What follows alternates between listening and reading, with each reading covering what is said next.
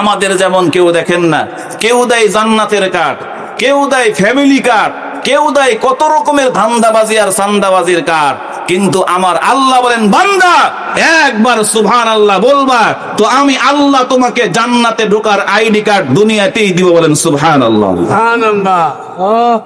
মুসলমান ভাইয়েরা আমার, শুধু কি তাই, বুখারী শরীফের একেবারে শেষ হাদিস, যেই হাদিসটা পাঠ করার মাধ্যমে বুখারী শরীফ খতম করা হয়, যে হাদিসের মধ্যে পয়গম্বর আরবে বলেন, ক্বালা রাসূলুল্লাহ সাল্লাল্লাহু আলাইহি ওয়াসাল্লাম, কালিমাতানে হাবিবাতানে ইলার রহমান, খাফিফাতানে আলাল লিসান, সাকিলাতানে ফিল মিজান, সুবহানাল্লাহি ওয়া বিহামদিহি সুবহানাল্লাহিল আযীম। একেবারে বুখারীর শেষ হাদিস, যেই হাদিসের মধ্যে পয়গম্বর আরবি বলেন, আল্লাহর রাসূল বলেন, এমন দুইটা কালিমা আছে, যেই দুইটা কালিমা আল্লাহর কাছে অনেক বেশি প্রিয়, অনেক বেশি প্রিয়।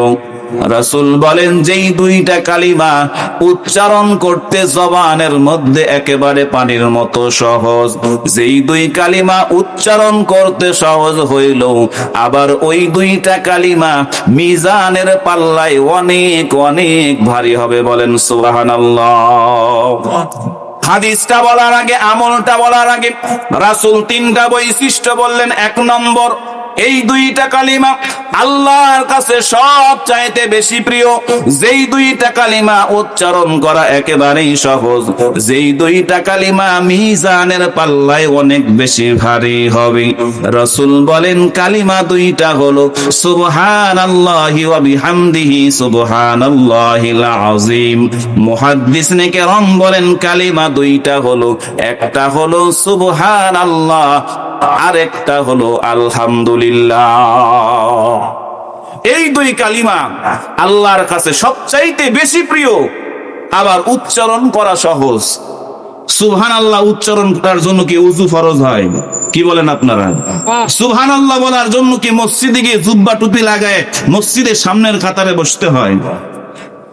সুবহানাল্লাহ বলার জন্য এত প্রিপারেশনের দরকার নাই। আপনি জমিনে কাজ করতেছেন, কোদাল চালাইতেছেন, জমিনের মধ্যে ধান লাগাইতেছেন, আপনার হাত কাজ করে, কিন্তু আপনি জবান দিয়ে বলেন সুবহানাল্লাহ। আপনি সাইকেল চালাইতেছেন, আপনার হাত কাজ করে, পা কাজ করে, আপনি জবানে পড়েন আলহামদুলিল্লাহ।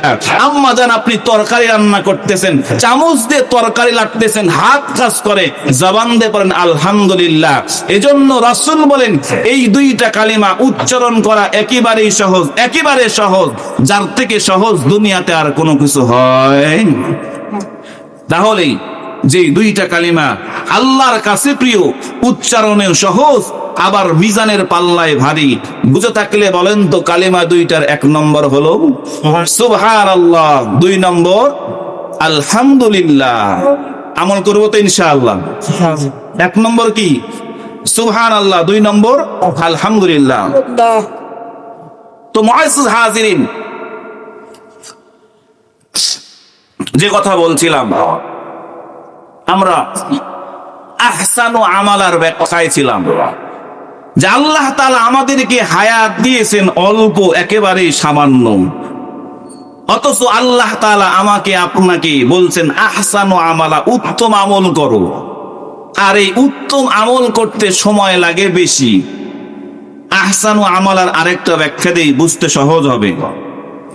দেখবেন সামনে রমজান মাস আসতেছে, রমজান মাস আসলে প্রথম দিন তারাবির নামাজ পড়ার পরেই পরের দিন দেখবেন কয়েকজন বন্ধু বান্ধবের মধ্যে, মুসল্লিদের মধ্যে একটু গবেষণা হয়। কি গবেষণা?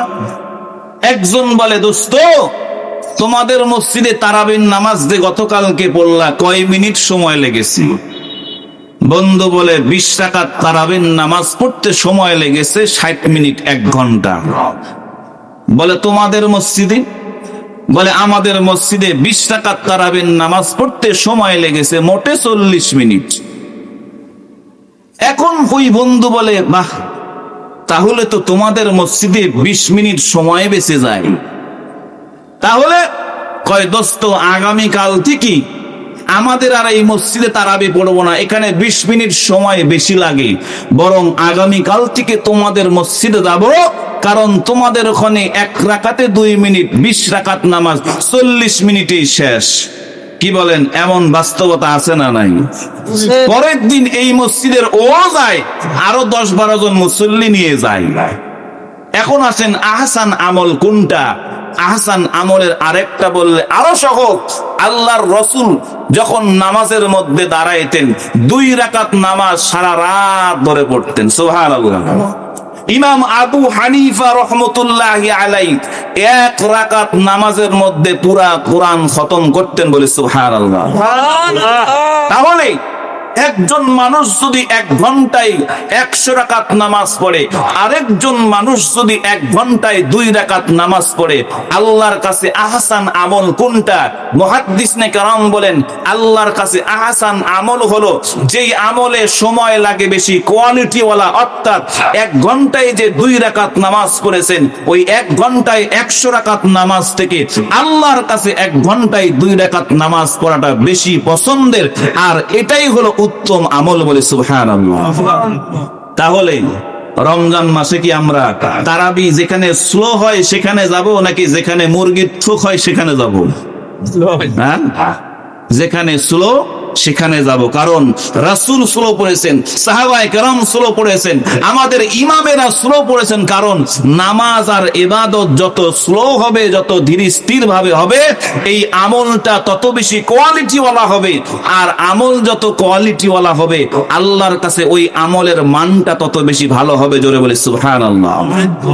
এজন্যই তো হাদিসের মধ্যে রাসূল বলেছেন, আখলিস দীনাকা ইয়াকফিকাল আমালুল কলিল।